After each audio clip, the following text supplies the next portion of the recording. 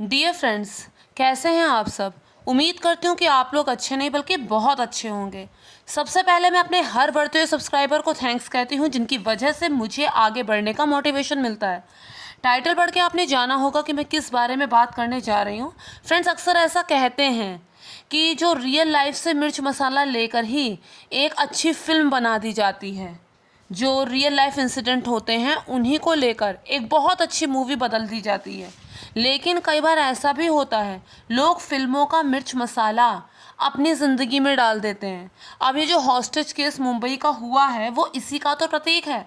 मदारी film हम लोगों ने देखी है, वेडनेसडे मूवी हम लोगों ने देखी है, इसके अलावा यामिनी गौतम की एक और मूवी थी जिसमें हॉस्टेज बनाया गया था। क्यों? क्योंकि उन्हें बड़े आधिकारिक वर्ग से बात करनी है, सरकार से बात करनी है, भ्रष्टाचार के खिलाफ उन्हें आवाज़ उठानी है। तो इस तरीके से जो रोहित आर्यकर का एक शख्स हैं जो पढ़े लिखे हैं, एक अच्छी शख्सियत थे, लेकिन फिर भी उन्होंने ये एक्सट्रीम स्टेप उठाया। वहाँ पे बच्चे ऑडिशन के लिए गए थे, कोई महावीर स्टूडियो जो मुंबई में है वहाँ पर था, वहाँ पर बच्चे ऑडिशन के लिए गए थे। 200 में से सिर्फ 17-18 बच्चे ही सिलेक्ट हुए थे और उन 17-18 बच्चों जो वहाँ पर सिलेक्ट हुए थे उनको हॉस्टेज बनाया गया। रोहित आर्या ने उन्हें बंधक बना लिया। कैसे? वो पहले तो रोज़ बच्चों को 5 दिन से जाकर उनकी टेक्निकल हेल्प करता था, शूटिंग में उनकी मदद करता था। फिर अचानक से 30 अक्टूबर को 1 बजे जाकर उसने ताला अंदर से लगा दिया और बच्चों से कहा कि अब वो बंधक हैं। बच्चों को 2 टीम में उसने बांटा। एक टीम के बच्चों को उसने एक अलग कमरे में बंद कर दिया और दूसरी टीम के जो बच्चे थे उन्हें अपने साथ रखा। बाकायदा एक केमिकल उसने वहाँ पर गिरा दिया, बिखेर दिया और साथ में अपने साथ एक लाइटर भी रखा कि अगर अंदर आने की कोशिश की जाएगी और मेरी बात नहीं सुनी जाएगी तो मैं यहाँ पर आग लगा दूंगा।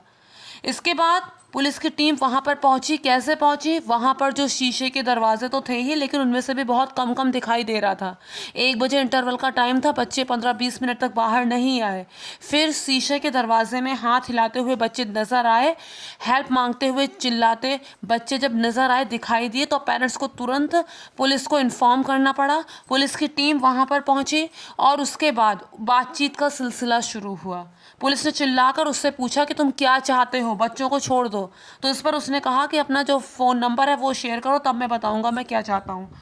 उससे पहले उसने 2 मिनट का एक वीडियो सोशल मीडिया में डाला था। उसने कहा था मैं कोई टेररिस्ट नहीं हूँ, ना मुझे पैसे चाहिए, बस मेरी बात सुनी जाए।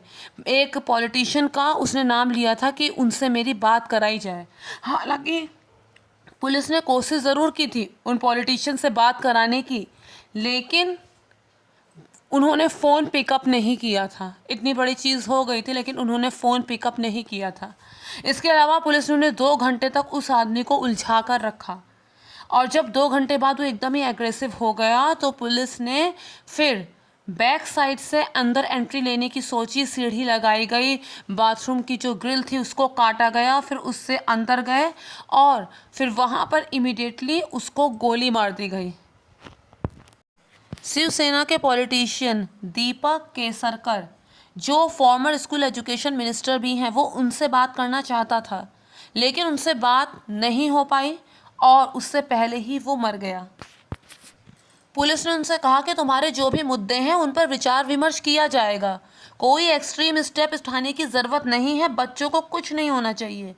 लेकिन वो लगातार धमकियां देता रहा और पहले तो वो शांति से पुलिस से 2 घंटे तक बात में उलझा रहा, फिर एकदम से वो एग्रेसिव हो गया और तब पुलिस को वहाँ अंदर घुसना पड़ा। क्विक रिस्पॉन्स टीम QRT, जब मुंबई में 26/11 का अटैक हुआ था ना, उसके बाद ही ये जो टीम थी बनवाई गई थी कि कोई भी इस तरह का इंसिडेंट हो तो 5 से 10 मिनट में पुलिस पहुंच जाए। और इसमें जो कमांडर होते हैं वो इतने ज़्यादा हाईली ट्रेंड होते हैं कि किसी भी सिचुएशन का मुकाबला करने में वो सक्षम होते हैं। इनके पास AK-47 जैसे हथियार भी होते हैं। ये टीम RA स्टूडियो के अंदर घुस जाती है और उसके बाद जैसे ही वो लोग एंटर होते हैं, जो रोहित होता है अपनी एयर गन निकाल लेता है और उन पर अटैक करने लगता है तुरंत। फिर वो एकदम से एक्शन लेते हैं, इससे पहले कि रोहित अपने बैग से कुछ निकालता वो उसे गोली मार देते हैं और किस्सा यहीं पे ख़त्म हो जाता है। अब बात ये आती है कि एक पढ़ा लिखा इंसान जिसका पॉलिटिशियन के साथ उठना बैठना है, जो एक सोशल वर्कर है, ऐसा क्या हुआ कि उसे इतना ज़्यादा एक्सट्रीम स्टेप उठाना पड़ा। फ्रेंड्स, पुणे की सिम्बियोसिस इंटरनेशनल यूनिवर्सिटी और मुंबई के इंडियन स्कूल ऑफ बिजनेस, यहाँ से उसने एजुकेशन अपनी हासिल की थी। इसकी अप्सरा मीडिया नाम की एक सोशल मीडिया कंपनी है जिसमें ये सामाजिक मुद्दों पर बात करता है और सोशल वर्क करता है। 3 साल पहले जब स्वच्छता भारत अभियान चला था तो इसने इंट्रोड्यूस किया था the concept of cleanliness monitor. इसे मेरा स्कूल सुंदर स्कूल इस प्रोजेक्ट को नाम दिया गया था। रोहित आर्य इस प्रोजेक्ट का प्रोजेक्ट डायरेक्टर भी रहा और ये सब जो था वो किसके अंडर हो रहा था, वो पॉलिटिशियन जिनसे ये बात करना चाहता था, दीपक केसरकर, उस समय के फॉर्मल एजुकेशन मिनिस्टर। यहाँ तक कि इसने एकनाथ शिंदे उनके साथ मंच भी साझा किया था। इतनी बड़ी हस्ती था ये। उसने कहा कि इस प्रोजेक्ट पर जो उसने काम किया है सरकार की तरफ से उसे इसका कोई पैसा नहीं मिला है, और यहाँ तक कि ये जो आइडिया था क्लीनिनेस मॉनिटर्स का, ये जो आइडिया था, ये आइडिया वहीं लेकर आया था, लेकिन इसका ना तो उसे कोई क्रेडिट मिला और ना ही उसे कोई पैसा मिला। एजुकेशन डिपार्टमेंट ने उसी की शॉर्ट फिल्म का और उसी की डॉक्यूमेंट्रीज का इस्तेमाल किया, लेकिन कभी क्रेडिट नहीं दिया उसे और ना ही कोई कंपनसेशन मिला।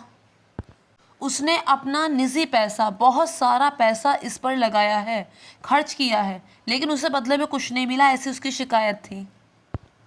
इसने ये भी कहा है कि जो महाराष्ट्र के एजुकेशन डिपार्टमेंट ने उसके 2 करोड़ रुपया खाए हैं और वो लौटाने का नाम नहीं ले रहे हैं, ऐसा भी इसका आरोप था। इसके अलावा इसने महाराष्ट्र सरकार को कई चिट्ठियां भी लिखी थी, लेकिन सरकार ने इसका कोई जवाब नहीं दिया। कई बार जाकर उसने प्रोटेस्ट भी किया, लेकिन उसे मिला कुछ नहीं। कभी दीपक केसरकर के घर के सामने, तो कभी मुंबई के आज़ाद मैदान में, तो कभी पुणे में जो पत्रकार भवन है उसके सामने, लेकिन इन सब चीज़ों का कोई रिजल्ट नहीं आया। तो फ्रेंड्स, कुल मिला के अंत में मैं तो बस इतना ही कहना चाहूँगी कि अगर इंसान सोशल वर्क करे ना, तो अपनी स्थिति परिस्थिति उसे ध्यान में रख कर करे, किसी और के बूते पे करने का प्रयास ना करे।